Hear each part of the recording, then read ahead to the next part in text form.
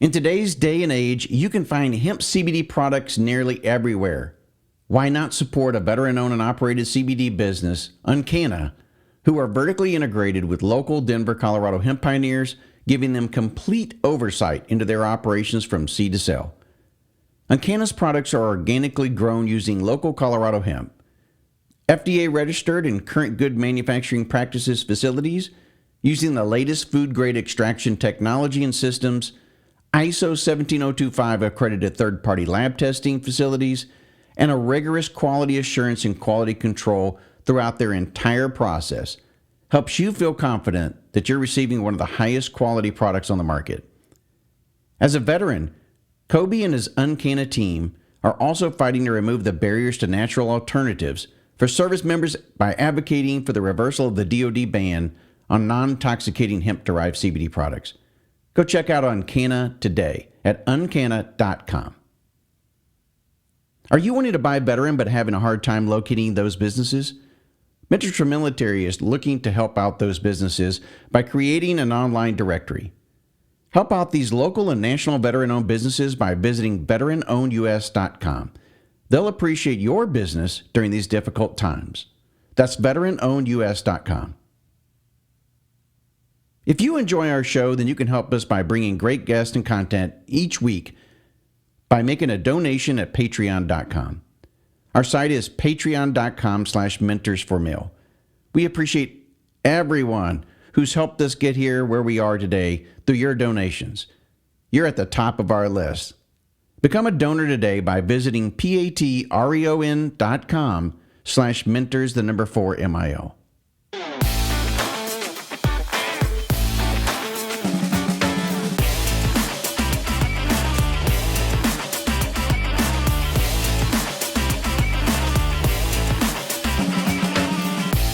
So, I don't know how familiar you are with Patty. So, Patty was back with us on episode 182, and she's a bit of a badass. And, of course, she's been a guest host with me on several occasions. I really enjoy her company and her being a podcast co-host.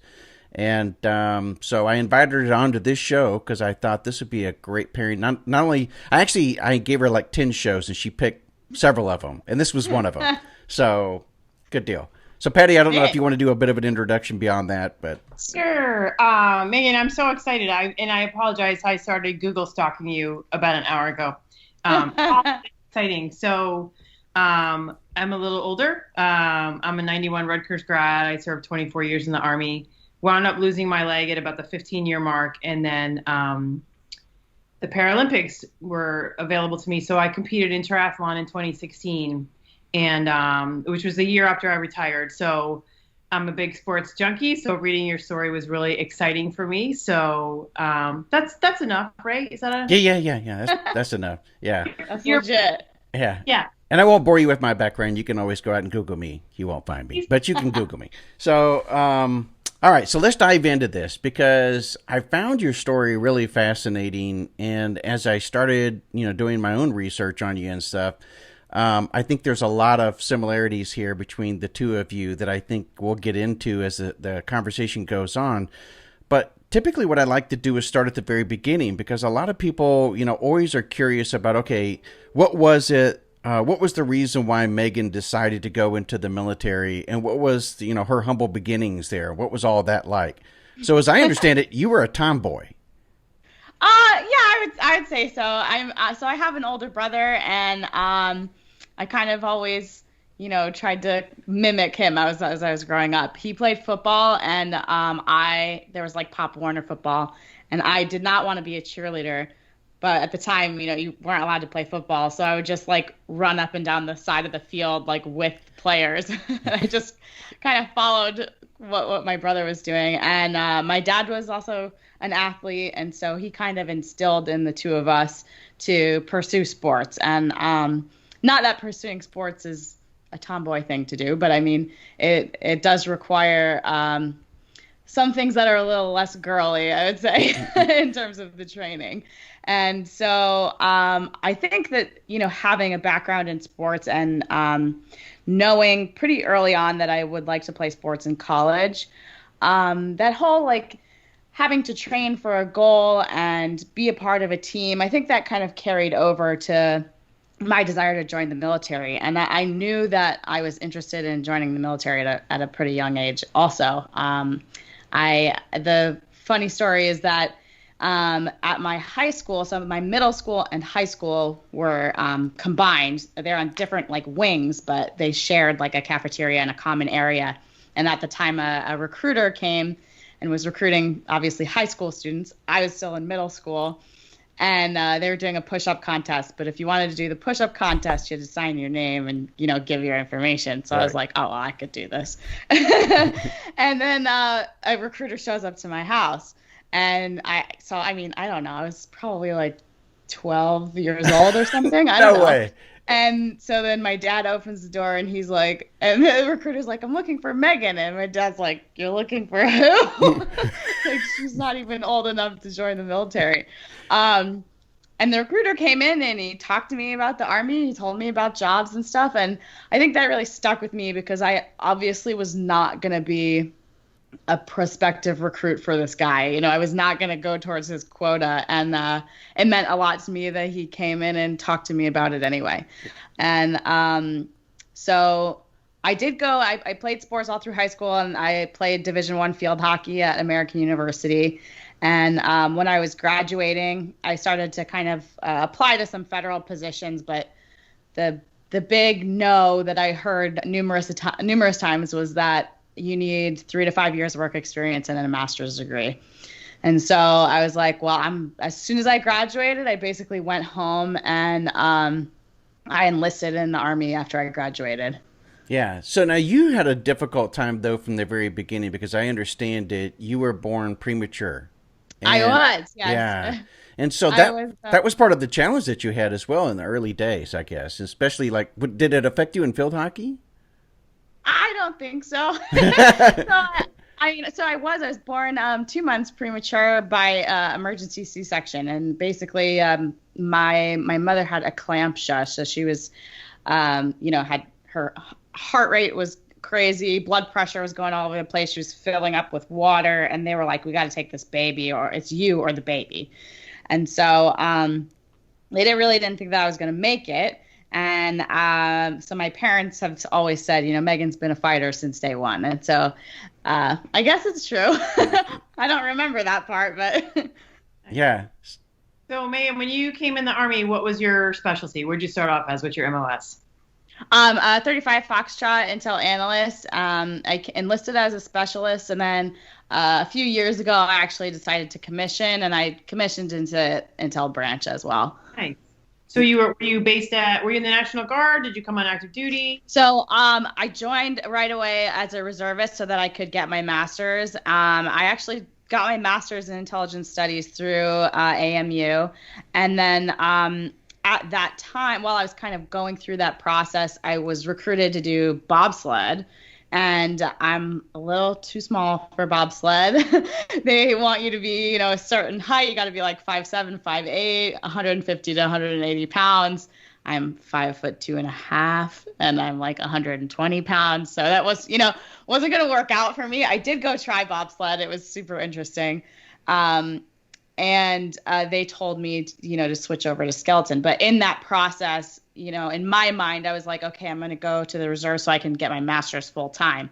And it just kind of panned out that skeleton ended up falling in my lap, like right as I was done with, basic and AIT, and I had started my master's online. So they all kind of like happened all at once, which I guess is kind of cool. But I don't think I knew how at the time, like how serious and what a commitment me starting skeleton would be, or what that journey was going to pan out like. And the other cool part is that in all of that, I was able to combine, the Army and being an athlete. So I applied to be a part of the Army's World Class Athlete Program. And I've been in and out of the program a couple of times, but that's been probably the coolest experience. I've had some really amazing experiences through the military, but I would say being an athlete is probably my favorite one. So when you were on the bobsled team, I mean, were you trying out for a period of time, or did you actually make the team, and how did that go? Because I'm curious, were you carrying your weight and it was just a matter of they wanted you to gain additional weight as far as bulk and everything, or how did that kind of? So, I really just came and I think I did like a mini tryout. I actually slid with a couple of girls, and that was over like a long weekend basically. And then they sat me down and they were like, well, you're pretty fast, but you're going to have to gain this much weight. And I was like, that's not going to happen. So then Right. At that time they told me you should look at skeleton and that will probably be a better fit for you. Yeah, skeleton freaks me out. I'm going to tell you right now. Okay, so bobsled, I don't know what it is. It's sort of like driving a car versus riding a motorcycle. I rode a motorcycle for many years, a lot of it motocross, but driving on the streets is a different, beast. So in a car, you at least feel like there's something around you, and it doesn't matter whether it's a little small car or if it's a large car, you just feel that sense of safety. Probably not the best, thing that you're supposed to do, but nonetheless, you do. But skeleton, it's just you in a sled, and you're laying on your belly with your neck up, and it just doesn't look comfortable at all, and you're going a gazillion miles an hour. Take us through this whole thing. What was the first experience like? Well, I will say being in the back of a bobsled kind of feels like being thrown down a hill in a garbage pail. Oh, really? So but I never drove a bobsled. I would like to think it's a little bit better. Skeleton is actually not that bad. If for any of the listeners, if you've ever been skydiving and you know what tracking is, I would say it's similar to that. There is kind of a roller coaster like feel, but because your center of gravity, you're only a couple of inches off of the ice, so it doesn't feel super dangerous, it is. There's definitely times where I'm nervous and scared because you are going really fast and you experience up to 5 Gs of force. So I think that's where kind of the adrenaline comes in, because you're going at such a high speed. You have to process information, make really quick decisions, and the other kicker is we only get 6 training runs before we have to race. So it's a really short amount of time where you have to kind of perfect your craft. And I think that has what has kind of drawn me to it because of that mental challenge. It's very different from, like, I played field hockey in college. That's a team sport. This is very individual. It's very one-on-one, and it requires an immense amount of focus. I would say for skeleton and bobsled, the mental focus that's required is something I never experienced in a team sport. And I would assume it's probably similar to like an MMA fighter. That's the same focus that's required to perform at a really high level. I said belly, but it's actually your back, right? So you're laying on your back, yeah. No, skeleton is on your stomach. Okay, so and luge's feet. Luge's, okay. So I was trying to remember which one is which. Both of them look uncomfortable. So you're shooting down through this pipe. 5 Gs, you said? Yeah, up to 5 Gs in some corners. So you're steering this thing by adjusting your weight? Yes. So you lay on your sled, and there's a saddle which kind of comes and wraps around your torso. That's what keeps you there. And you steer by pushing your shoulders and your knees into the sled. And it's really subtle movement. It's not like you're like cranking into it. It's just really small movements. And it does take time to kind of figure out what exactly is required, because it can just be just a tiny little bit of pressure. And it's not a whole lot that you're doing. Occasionally, you can look with your eyes and just barely move your head, maybe touch your toes on the ground. But for the most part, it's just using your shoulders and your knees. Okay, so I'm still trying to picture this whole thing. So as you're going down through this, you're going to hit a bump because the ice, it's never smooth. It kind of looks smooth when you're looking at it on TV until you see, like a bobsled, you don't notice it as much. But when you see skeleton, you can see the so how do you account for that? Because you don't know where those roadblocks or those things are going to be within the track. So hopefully during training you figured that out. Yeah. Okay. Before you get into a race. I would say, like, for the most part, any like large bumps should be taken out before a race. But sometimes the ice, like you said, it's really choppy. Yeah. So you're kind of just like this the whole time. I don't really notice it until you're finished, where you're like, man, I kind of feel like I was being thrown around there.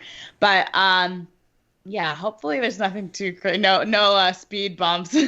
See, like in golf, you got a caddy. A caddy goes out there and tells you right where to hit the ball and everything else. You guys don't have somebody that you send down the tube. Hey, you got to do 6 runs, all levels. You got to tell me where it's at, right? No, Yeah. that would be the awesome thing to do. Just have one person on the team that just goes out there, wipes out, so you know exactly where the bad spots are. Actually, we do have that. So before races, they send what's called forerunners down the track. And so they test to make sure the timing system is working and that there's like nothing in the track. Sometimes we have tape on our sled. Sometimes stuff comes off, people's shoes break, like crazy stuff happens. So they go and they're like the test dummies for the run. So we do have that. Okay. Megan, what does training look like? Because I'm trying to envision that you have to be very still as you're doing this, subtle movements, lots of mental training. What does physical training look like for skeleton? It's similar to track and field in a way. I do a lot of Olympic lifts, a lot of powerful like plyometrics and jumps, squatting. So because we have to be really strong and fast for a really short amount of time. So I'm not running miles. My training for like an Army PT test is drastically different. I really run short distances because it's all focused on explosive speed. And especially for me, I'm actually the smallest competitor on the World Cup this last season, and I push the heaviest sled in the field. So for me, it's even like more important that I'm strong enough to get this sled moving, because that's kind of the big part of the race, believe it or not, is that start, because you can get such an advantage if you're one of the faster people to get your sled moving the fastest. Obviously, there's driving required after that. You can't just push your sled and hold on. But if you are a fast pusher, it does help you. Isn't it all upper body, though? Because you're sitting. Isn't that right? You're like sitting, and then you rock back and forth, and then you just kind of slap your... No, that's not it. So that's loose. Dang, God, man, I keep doing that. Why? So skeleton and bobsled have a running start. So you take off. I run and push a sled, and then I load onto the sled, and then from there I'm on my stomach head first. Well, hopefully some other people are going to be listening to this and envisioning the same thing that I am, that it's the wrong one. So so hopefully it's not just me. Anyway. So, I have one more technical question. So you made a comment that you push the heaviest sled. So is there a combined weight between pusher and sled so that you don't have an unfair advantage over competition, right?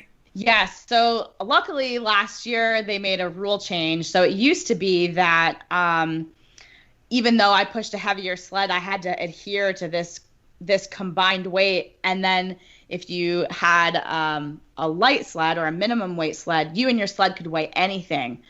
Now that's changed, because that was such a disadvantage for smaller people. I mean, there's not that many of us who are small, but it was a really big disadvantage to me, because there could be someone who outweighs me by 20 to 40 pounds or something. And now it's changed in that everybody has to be under a certain combined weight. So how many people are on a team then, a skeleton team, for the U.S.? So it depends, but usually, so on the World Cup team, there's either 2 or 3. It depends how we do as a team. And then like for the Olympics, we would have to qualify. Usually we send 2, could possibly be 3. It depends on how we do. And then there's actually 2 levels to the U.S. national team. There's the World Cup team, and there's also the Intercontinental Cup team. And they're 2 different circuits, but they're both considered the national team. Okay. So take us back then to, I guess it was around 2000, before 2014, you were preparing for the Olympics and everything within Russia, and something happened to you there in Utah. So take us back to that day. Sure. So I was living in Utah at the time. I was a member of the Army World Class Athlete Program, and I was training. I had actually just finished the 2012 season, 2011 to 2012, and I finished as the national champion in 2012, which was very exciting. Wow. And then that fall, I actually started a birth control, and it's NuvaRing. You can edit that out if you like. And so I started taking this birth control, and within 10 days of starting it, I started to have like difficulty breathing. And I think if it wasn't for me being an athlete, I'm not sure that I would have really noticed, because it was just that I was taking a little bit longer to recover between sprints. It was just a little bit abnormal, and it gradually got exponentially worse. And so we also have to do an annual combine, kind of like when you think of the NFL combine, you're being assessed on your sprinting and agility and lifting. And so we do something similar, and I had to take this combine test. And I remember being there and I was just going to jog a lap to warm up, and I could not finish the lap because I had such a hard time breathing. Wow. And so I was like, oh my gosh, this is embarrassing, because I'm like a returning athlete at this time, and you have new athletes there, and they're looking at me like, what is wrong with this girl? And yeah. Yeah, and I sprint, like our sprints are only 45 meters, and for anybody who does any sort of sprinting, like, that's half of a straightaway on a track. So that's really not that far. And so I would, I sprint this, and then I would lay on the ground, completely out of breath. And I'm sure I never asked what anybody was thinking, but I'm sure they were probably like, what in the world is wrong with this girl? Like, did she train for this at all? But I ended up finishing the combine, believe it or not. I had a lot of personal bests in the lifting portion, and I ended up, I was just like, I just got to make it through this thing. I have to take it one event at a time, and I'll make it through. And I mean, it's an all-day thing. And so when I finished the combine, I went to an urgent care, and I was just like, I cannot breathe. I could barely hold a conversation with somebody. I was gasping for air. And they wanted to give me like an epinephrine shot, or the adrenaline shot. And I was like, I am not doing that. Like, absolutely not. So they were like, well, I don't know what to do with you. So they prescribed me like an inhaler or something and kind of sent me on my way. And so I bought one of those, like the pulse ox things that you put on your finger, because I was like looking at what percentage the oxygen was, because I was like, if this gets really low, then it'll be, really dangerous. And it was under 98, and then it kept like kind of dropping, and I had to leave the next day. So I flew from Utah. I flew to Florida to see my boyfriend at the time. And when I was there, I saw a pulmonologist, I saw another doctor while I was there. They prescribed me like an antibiotic. And I basically so I saw a series of doctors, and I eventually made my way back up to Connecticut. And I basically told the same story. I was living in Utah at the time. There were fires, so I don't know if that's it, and I'm having like an upper respiratory infection. But I started this birth control. I do nothing different. I eat the same. I train the same. There's nothing else that's changed in my life. I think this is what's causing this, and I'm having a really hard time breathing. And so I finally see a pulmonologist once I get back home, and he's listening to my story, and he's like, I really think that you have blood clots in your lungs. I hope that I'm wrong, but this is really serious. And he's like, I can't believe that you flew on an airplane, because this is so dangerous.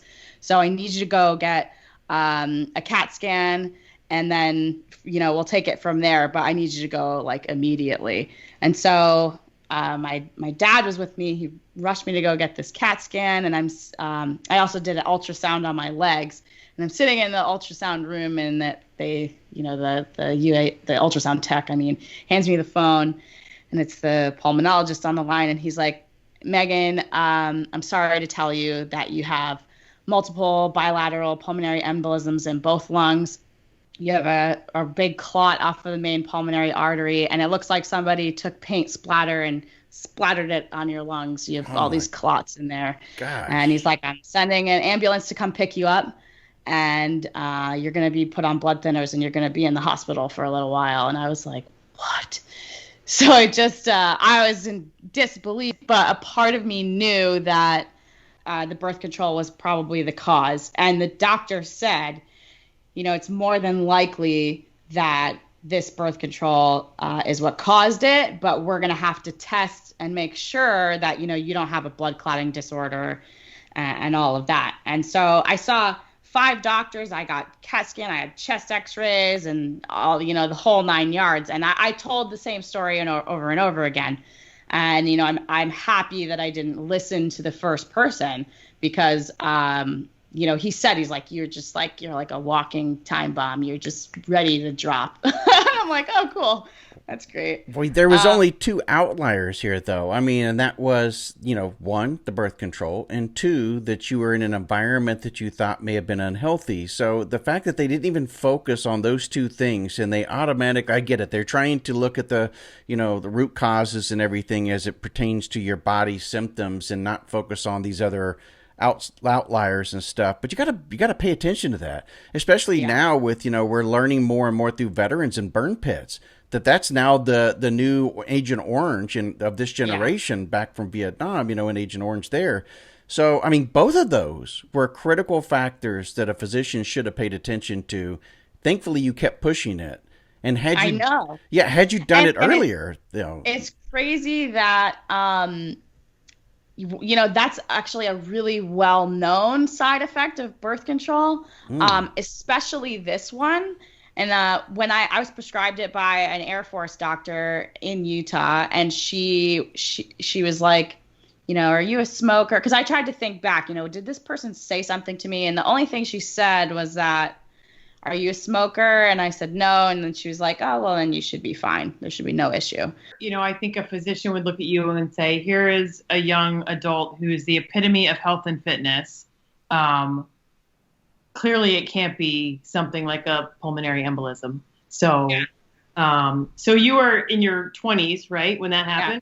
Yeah. So you're coming off a national championship.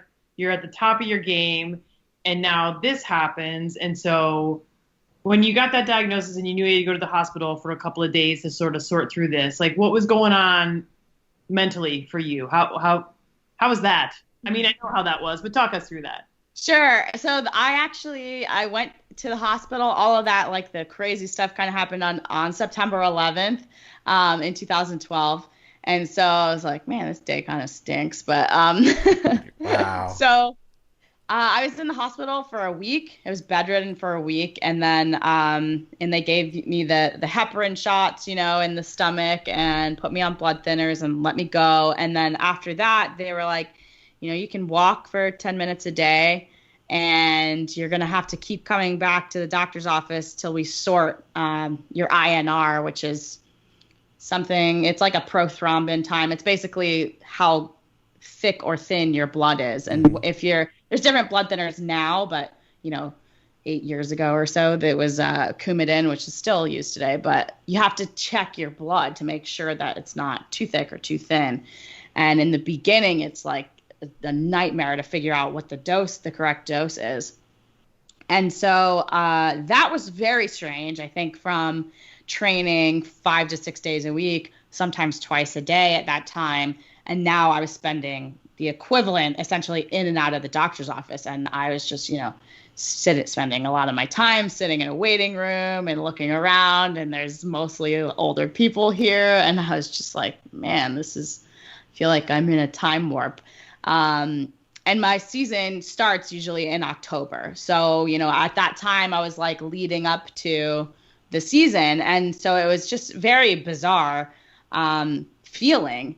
And I remember when we got the results and I met back with the pulmonologist, he's like, you may never be an athlete ever again, because this is really serious. And I know, doctors always have to give like the worst case scenario and stuff. But I just had to tell myself that he was wrong. I mean, it's not always going to work out for people, right? Like, it's not always going to be that the doctor's wrong and that your condition isn't what it is. But I think for me, it helped me to be like, no, I'm still going to come back and And I felt that to be true. I felt like I don't have a clotting disorder. I feel like this was brought on specifically by this medication, which I was actually hesitant to take. So I think another like lesson that I learned from that is to listen to your intuition. And I know that's easier said than done sometimes, but I really was like very apprehensive. I really thought that it was probably not a good idea for me, and could have been, I guess, a self-fulfilling prophecy in a way. But and then coming back from that, yeah, I told myself that I'm going to be able to slide by the end of the year, and I'm going to return next year. And even if it's not as quickly as I would like, I truly believe that I'm going to be able to come back from this. And that wasn't always easy. I feel like there were a lot of really dark days, just because it's also something that people don't see. So they're like, you look fine. What's wrong with you? You know, why aren't you competing? And I had heard about blood clots, but I didn't really know,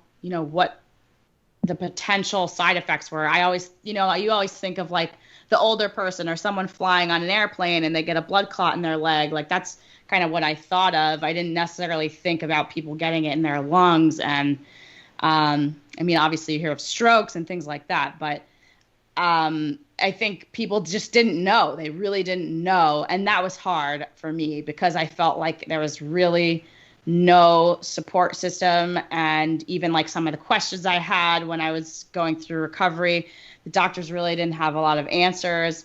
I had a really, like, my central nervous system and your cardiovascular system gets so stressed from something like that. So I was sleeping like 15 hours a day, but I was also had really bad tachycardia. And I thought it was from the Coumadin. I was like, is this a side effect of Coumadin? Because I have really bad tachycardia, like to the point where it's like fairly uncomfortable. It's so noticeable. And they were like, no, but I looked online. I talked to people on forums and other people about like who are blood clot survivors, just because I don't know. I just felt like the doctors really didn't have a whole lot of. I guess it's because I didn't personally experience it, but I felt like there weren't a lot of answers for me. Yeah, you probably didn't have the kind of care and physicians, too, that understood an athlete, especially an Olympic athlete or somebody that's preparing for that, too, and how to properly start conditioning yourself for that. I mean, they're used to just taking it baby steps. You're just more of a normal, type of thing. And so this is where a lot of times physicians who are used to dealing with athletes, I know that around military installations, sometimes there are physicians who specialize in sports. And those sports doctors really understand not just the physical side of it, but the mental side that you're going through, and that you got to kind of work both of it, because the patient needs to understand there is going to be not just a curve to get you back up to a normal state, but you're talking about wanting to compete. Now, your body has changed during this time frame. Yeah. So there's a bit of a bring you to the normal person and then bring you to the athlete that you want to get back to, in that state. So that must have been very challenging. Yeah, it was. I mean, even just being in the hospital for a week, I actually lost 10 pounds. And I remember there was a sign on the wall that said, because referring probably to older people, but like, you should get up and walk today. Because like every 3 days that you're in bed, like, I don't know, basically you deteriorate like 5, something like that. And I was like, oh, good. And it was so different. And I mean, you could tell over time that, I mean, I just like, when you look at me, I like to think you know that I'm an athlete based on looking at me. And you couldn't tell because I lost so much weight, and I just kind of looked very, very abnormal for me. It was very like frail in comparison. And that was not easy either, because people would comment on it, they'd be like, you don't look healthy. So Nice. It's like, yeah. But I would say it was more mentally challenging, I think, than physically. Like, at least I was in a position where I could, train and come back and everything. And I think it was just hard to kind of feel isolated. And I know there's so many people in the military who feel that for numerous reasons, whether it's an injury like yours or whether it's PTSD or just even during coronavirus, everybody's isolated and alone. Like there's a lot of people feel that way. And I think that can be pretty difficult. Yeah. Yeah. And I was going to ask you, because you talked about, your dad took you to appointments and things like that.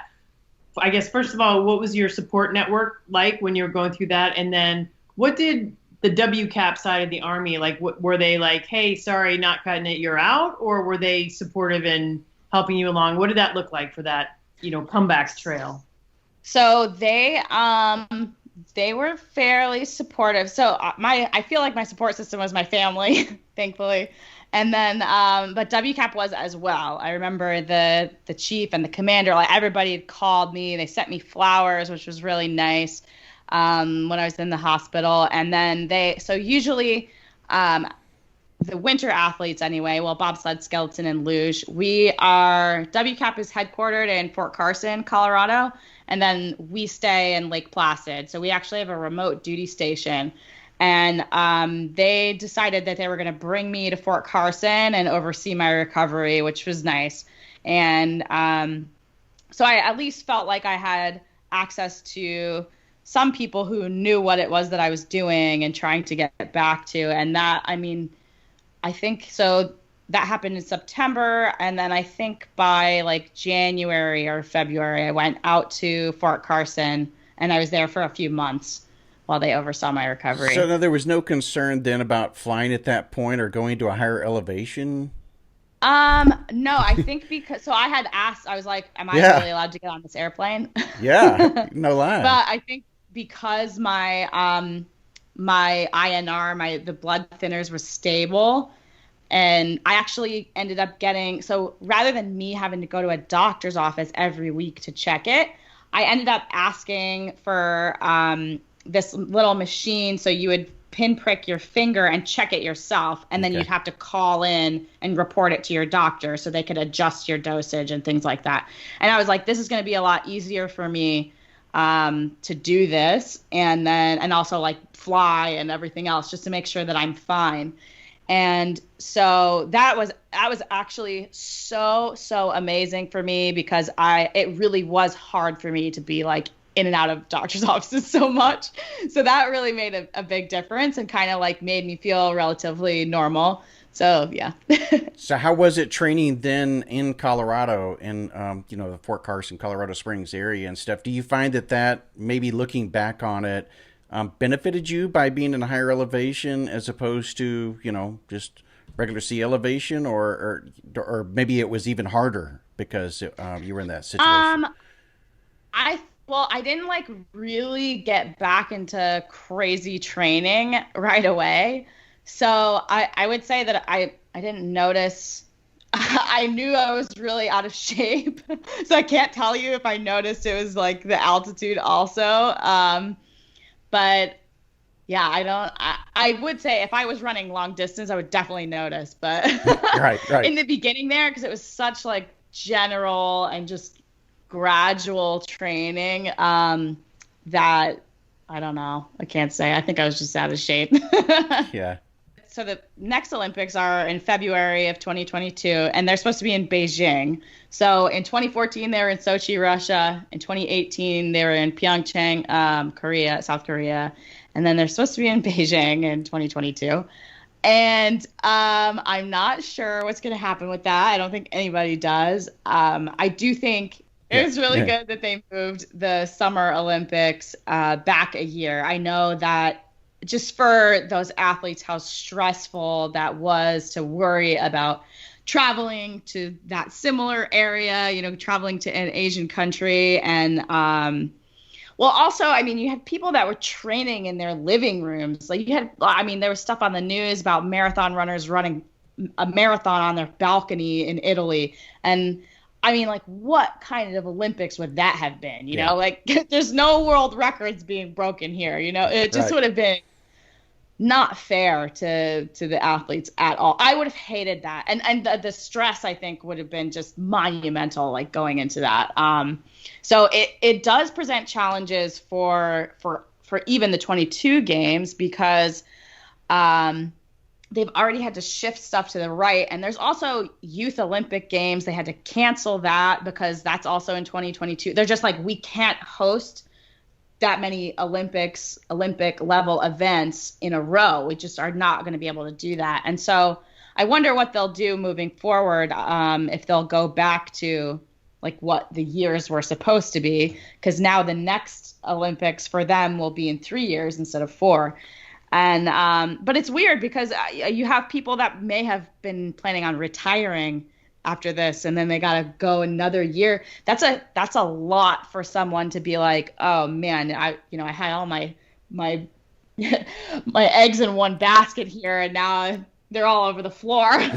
Right. I think you touched on a good point in that we think about, oh, they're canceling the games, and that's sad, or they're postponing it a year. But even that whole year leading up to it is when you're training and qualifying. And so, most people still are not training full time at home, wherever home might be in the world. Pools aren't even open yet, or things of that nature. So, and I think I'm on the para-tri committee for the U.S. And so one of the things that we talked a lot about was, even if we can get a race on the calendar later in this year, we've got to tell athletes that it does or it does not count on your road to Tokyo, just so they have that mental, totally. That's one less thing for me to have to worry about is, do I need to rise to the occasion on a race that may or may not happen? So That's a great point. Yeah. Now, is that at all, are you thinking about, and I don't know how familiar you are, the 1980 boycotted Olympic Games? Yeah. So I know there was just a recent article about that because that's 40 years ago now. What went through their minds and what people are still carrying with them emotionally because they didn't compete. I know. And I think that it's so important so there's actually a new documentary out called The Weight of Gold on I think it's HBO. And one of my former teammates actually was in it talking about literally the weight of gold. He's a former gold medalist for bobsled.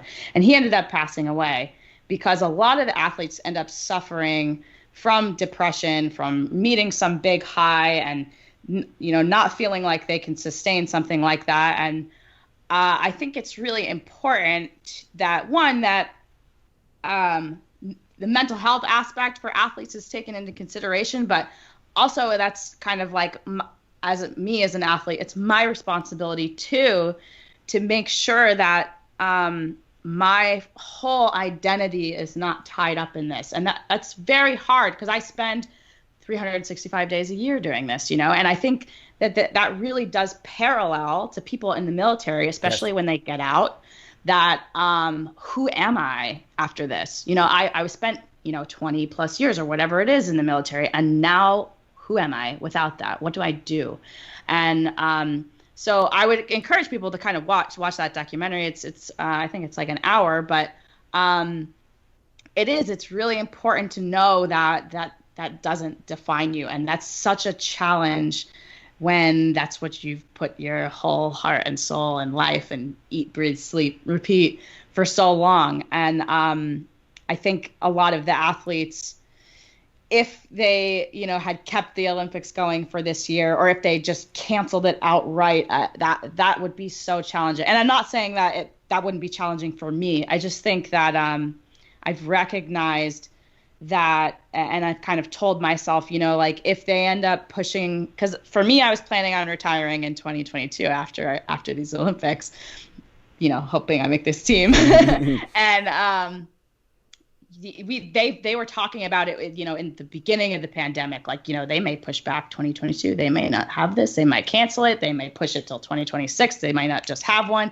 I mean, all the circumstances were swirling around. And I was just like, well, I'll have to deal with that when it comes. And even now, they don't even know if we're having a season, and we start in October. They said they're going to tell us in September, in the middle of September, if we're going to have a season or not. And I'm like, I'm just training as though that's going to happen. And I think another skill set from the military is that, we don't know what the mission is until it's time. So tell me now, you made the transition at some point during this to go to OCS. So now you're an intelligence officer in the Massachusetts National Guard. Is that right? I'm actually in the reserve, so I'm part of European Command. Okay, awesome. And so, not that I want to fast forward past your career in Olympics, which I'm sure in the future, then what? What's on your agenda, or your plan, or your goals?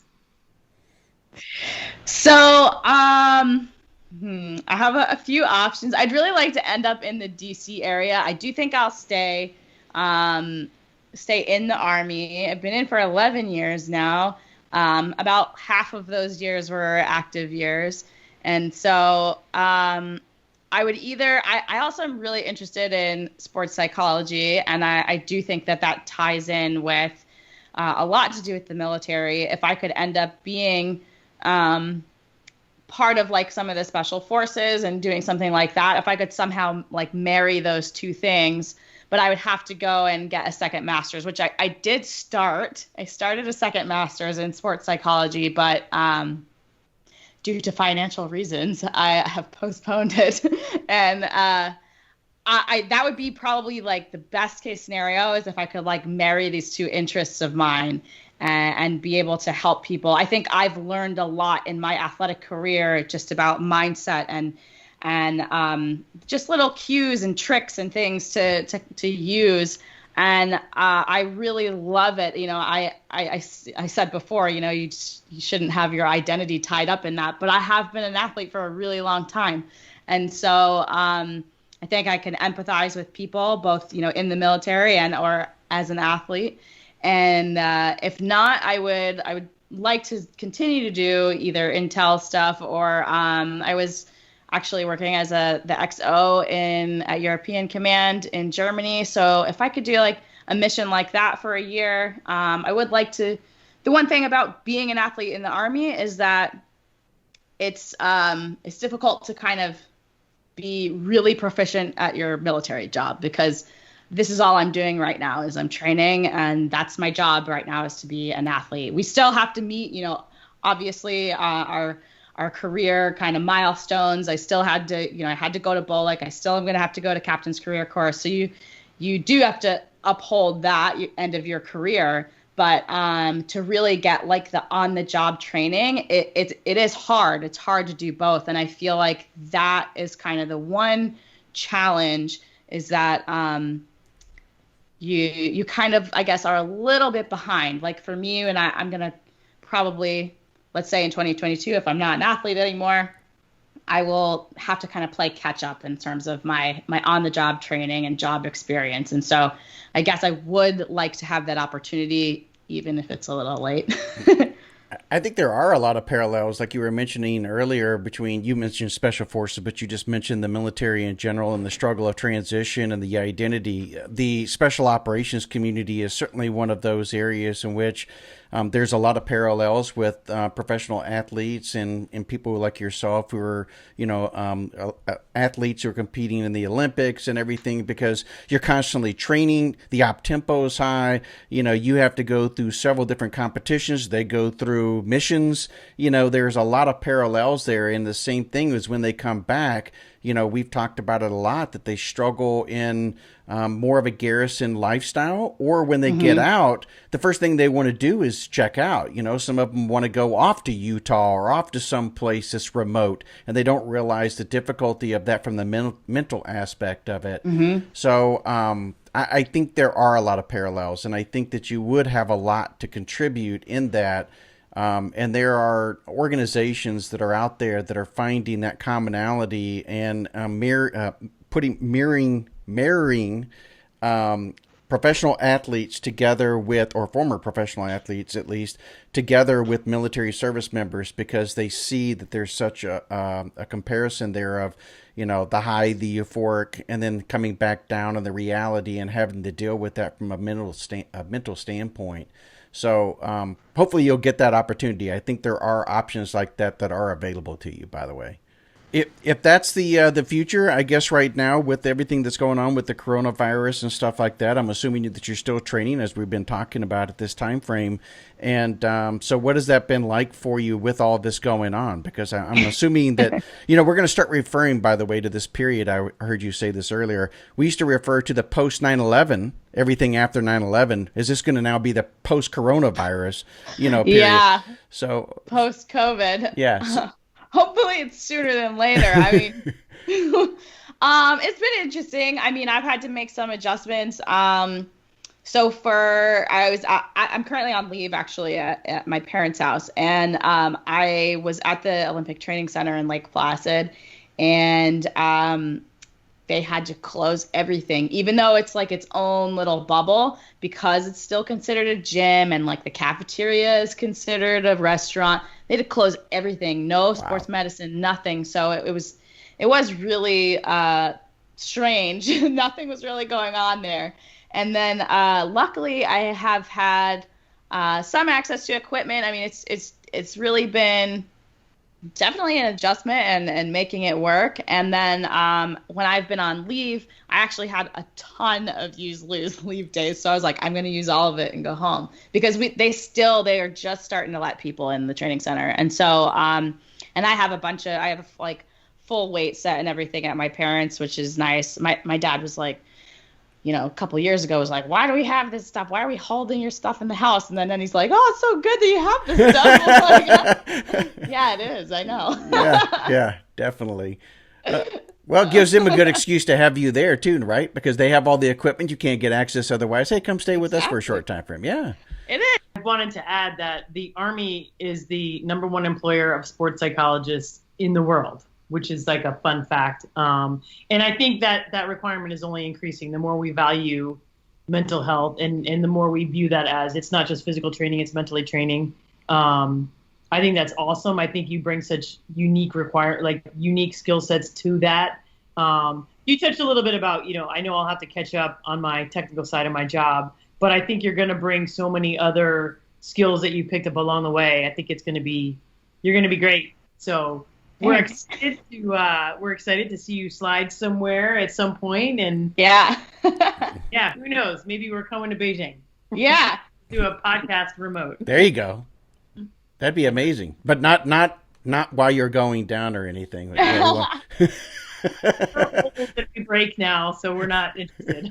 Maybe by that time, you'll have like the view inside the Iron Man helmet. We could just do it like that, and I'll try talking to you. Oh, no, that would be wicked cool. Yeah, that would be wicked cool. Well, we wish you nothing but the best, Megan. Thank you so much again for coming on the show and sharing your story with us and stuff. I think it's an amazing one, and not just, of your past and everything and the resiliency and coming through it, but what you're planning on doing for the future. I think it's very commendable, and I wish you nothing but the best. Thank you. Thanks for having me. Take care, Megan.